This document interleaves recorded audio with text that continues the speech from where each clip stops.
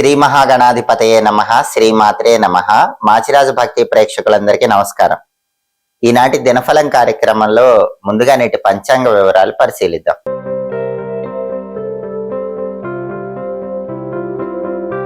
మాచిరాజు భక్తి ఛానల్ ప్రేక్షకులందరికీ ఒక చిన్న విన్నపం. సోషల్ మీడియాలో ఫేస్బుక్ లో గాని, ఇన్స్టాగ్రామ్ లో గాని, యూట్యూబ్ షార్ట్స్ లో గాని ఎక్కడైనా సరే నా వీడియోలో కొంత పార్ట్ పెట్టి పైన వేరే నెంబర్ ఇచ్చి ఎవరైనా మిమ్మల్ని మోసం చేస్తూ ఉన్నట్లయితే అలాంటి మోసాలకు గురి కాకండి. ఎందుకంటే చాలా మంది నా శిష్యులం అని చెప్పి నేను చెప్పిన వీడియోస్ లో కొంత పార్ట్ తీసుకుని దానిపైన వేరే నెంబర్స్ వేసి ఉచితంగా జ్యోతిష్యం చెప్పబడును అని చెప్పి మోసాలు చేస్తున్నట్లుగా నా దృష్టికి వచ్చింది. ఉచితంగా జ్యోతిష్యం అని చెప్పినప్పటికీ మళ్ళీ తర్వాత పూజల పేరుతో పెద్ద మొత్తంలో ధనం తీసుకుంటున్నారని కూడా చాలా మంది నా దృష్టికి తీసుకురావటం జరిగింది. ఇలాంటి ఆన్లైన్ మోసాలు నమ్మకండి. ఆన్లైన్ లో జరిగే మోసాలకు మాచిరాజ్ ఛానల్ బాధ్యత వహించదు. 9399990660 ఇది ఒక్కటే మా అఫీషియల్ నెంబరు. మళ్ళీ చెప్తున్నాను, 9399990660. ఈ నెంబర్ తప్ప ఏ నెంబరు సోషల్ మీడియాలో కనిపించినా అక్కడ నాకు సంబంధించినటువంటి వీడియో ఉన్నా అటువంటి మోసాలకు గురి కాకండి, డబ్బులు పోగొట్టుకోకండి. ఆగస్టు 9 ఆదివారం దినఫలాన్ని పరిశీలిస్తే ఏకాదశి తిథి ఉదయం 11:04 వరకు ఉంది. ఆ తర్వాత ద్వాదశి తిథి వచ్చింది. నక్షత్రం మృగశిర నక్షత్రం మధ్యాహ్నం 2:42 వరకు ఉంది. ఆ తర్వాత ఆరుద్ర నక్షత్రం వచ్చింది.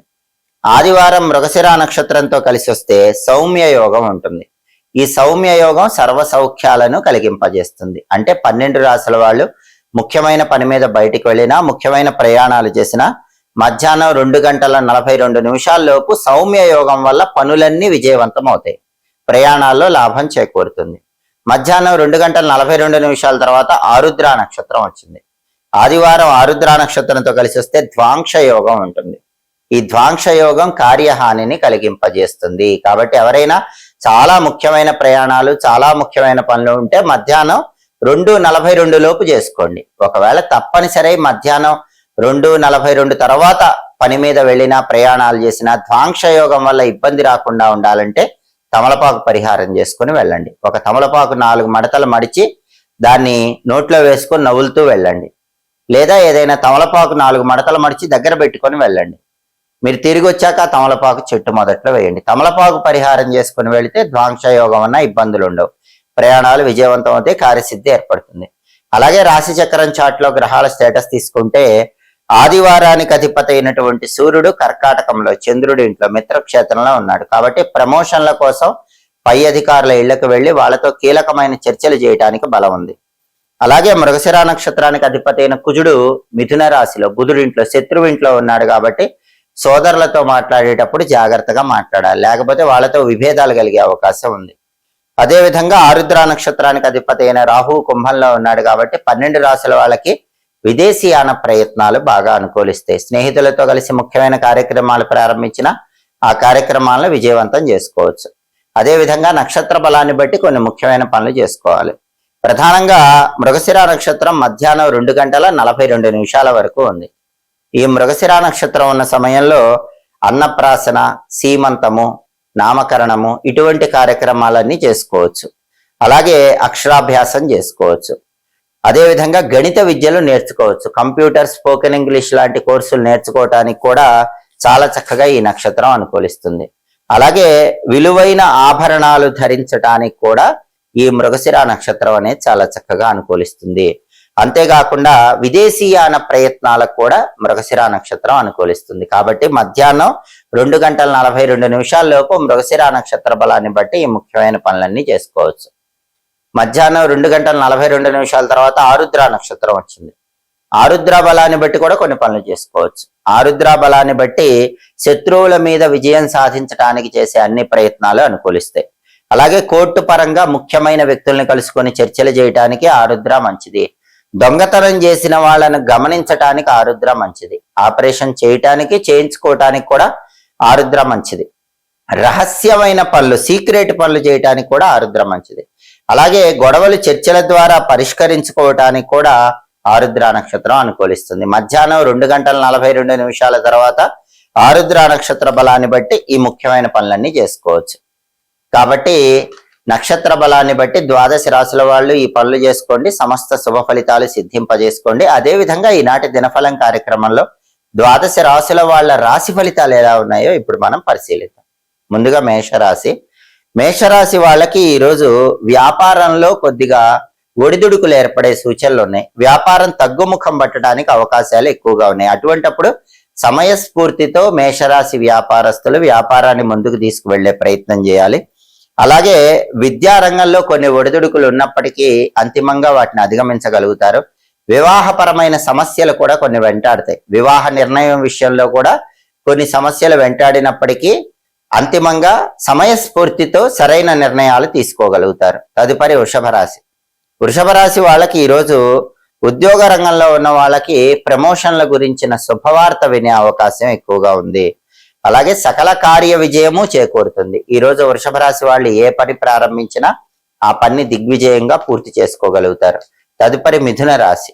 మిథున రాశి వాళ్ళకి ఈరోజు ఆదాయ మార్గాలకు లోటు ఉండదు. రకరకాల మార్గాల్లో ధనాన్ని సంపాదించడానికి చేసే ప్రయత్నాలన్నీ చాలా చక్కగా అనుకూలిస్తాయి. కార్యసిద్ధి ఏర్పడుతుంది. అనుకున్న పనులు అనుకున్నట్లు దిగ్విజయంగా పూర్తి చేస్తారు. మానసికంగా ఉల్లాసంగా ఉత్సాహంగా మిథున రాశి వాళ్ళు ఈరోజు కాలాన్ని గడపగలుగుతారు. తదుపరి కర్కాటక రాశి. కర్కాటక రాశి వాళ్ళకి ఈరోజు గృహ సౌఖ్యం ఉంటుంది. ఇంట్లో ఉన్న విభేదాలు సమసిపోతాయి. కుటుంబంలో ఆనందకర వాతావరణం చోటు చేసుకుంటుంది. ఇల్లు కొనుక్కోవాలని కానీ కట్టుకోవాలని కానీ చేసే ప్రయత్నాల్లో పురోగతి కనిపిస్తుంది. అలాగే వాహన యోగం ఉంది. బండి కానీ కారు కానీ కొనుక్కోవడానికి చేసే ప్రయత్నాలు కర్కాటక రాశి వాళ్ళకి అనుకూలిస్తాయి. వ్యాపార పరంగా కూడా మంచి పురోభివృద్ధి ఉంటుంది. ఎవరైనా కర్కాటక రాశి వాళ్ళు వ్యాపారాలు చేసుకుంటే వ్యాపారంలో కూడా మంచి పురోభివృద్ధిని ఈరోజు సాధించగలుగుతారు. తదుపరి సింహరాశి. సింహరాశి వాళ్ళకి ఈరోజు విద్యార్థులకు శ్రమ ఎక్కువగా ఉంటుంది. ఆ శ్రమను తట్టుకొని ముందడుగు వేసే ప్రయత్నం చేయాలి. అలాగే ఉద్యోగ రంగంలో ఉన్న వాళ్ళకి ధనలాభాలు ఎక్కువగా ఉంటాయి. ఏ ఉద్యోగం చేస్తున్నా ఊహించిన దానికంటే సింహరాశి వాళ్ళు ఉద్యోగ రంగంలో ఎక్కువ ధనలాభాన్ని పొందగలుగుతారు. తదుపరి కన్యారాశి. కన్యారాశి వాళ్ళకి ఈరోజు మీ సామర్థ్యాన్ని అందరూ గుర్తించడానికి అవకాశాలు లభిస్తాయి. మీరేంటో చుట్టుపక్కల వాళ్ళు తెలుసుకోగలుగుతారు. అలా మీ గొప్పతనం అందరికీ తెలిసేటటువంటి అవకాశాలు ఎక్కువగా కనిపిస్తున్నాయి. ఉద్యోగ రంగంలో ఉన్న వాళ్ళు ప్రమోషన్ల గురించిన శుభవార్త వినే యోగం కూడా కన్యారాశి వాళ్ళకి ఈరోజు కనిపిస్తోంది. తదుపరి తులారాశి. తులారాశి వాళ్ళకి ఈరోజు కార్య విఘ్నాలు ఎదుర్కొనే అవకాశాలు ఉన్నాయి. ఏదైనా పని ప్రారంభిస్తే పనుల్లో ఆటంకాలు ఎదురయ్యే సూచనలు ఉన్నాయి. అటువంటప్పుడు మనోధైర్యంతో ముందడుగు వేసే ప్రయత్నం చేయాలి. అలాగే పార్ట్నర్షిప్ వ్యాపారం చేసే తులారాశి వాళ్ళకి కొన్ని సమస్యలు వెంటాడుతూ ఉంటాయి. వాటిని సమయస్ఫూర్తితో పరిష్కరించుకునే ప్రయత్నం చేయటం తులారాశి వ్యాపారస్తులకి ఈరోజు చాలా అవసరం. తదుపరి వృశ్చిక రాశి. వృశ్చిక రాశి వాళ్ళకి ఈరోజు ఉద్యోగ ప్రాప్తి యోగం ఉంది. అంటే ఎవరైనా నిరుద్యోగులు ఉంటే గనక వృశ్చిక రాశి వాళ్ళు ఈరోజు ఖచ్చితంగా ఉద్యోగం లభించేటటువంటి అవకాశాలు ఎక్కువగా ఉన్నాయి. స్త్రీలకు మాత్రం మానసిక అనారోగ్య సమస్యలు వెంటాడుతూ ఉంటాయి. అంటే వృశ్చిక రాశి స్త్రీలు ఈరోజు మానసికంగా కొంత అనారోగ్య భావనలకు నిరాశ నిస్పృహలకు లోనయ్యే అవకాశం ఉంది. వాటిని అధిగమించే ప్రయత్నం చేయాలి. ఆత్మవిశ్వాసంతో ముందడుగు వేయాలి. తదుపరి ధనుస్సు రాశి. ధనుస్సు రాశి వాళ్ళకి ఈరోజు వ్యవసాయ రంగంలో ఉన్న వాళ్ళకి సామాన్యమైనటువంటి లాభాలు కనిపిస్తున్నాయి. అలాగే ఏ రంగంలో ఉన్న వాళ్ళకైనా సరే సామాన్యంగా ధనలాభం ఉంది. అద్భుతమైన ధనలాభం లేదు, ధన నష్టం లేదు. ధనుస్సు రాశి వాళ్ళకి ఈరోజు ధనపరంగా సామాన్యమైన ఫలితాలు కనిపిస్తున్నాయి. తదుపరి మకర రాశి. మకర రాశి వాళ్ళకి ఈరోజు ధన వ్యయం ఎక్కువగా ఉండే సూచనలు ఉన్నాయి. రూపాయి ఖర్చు పెట్టిన చోట 10 రూపాయలు ఖర్చు పెట్టాల్సిన పరిస్థితులు కనిపిస్తూ ఉంటాయి. వాటిని అధిగమించాలి. ధనాన్ని జాగ్రత్తగా మకర రాశి వాళ్ళు ఖర్చు చేసుకుంటూ ఉండే ప్రయత్నం చేయాలి.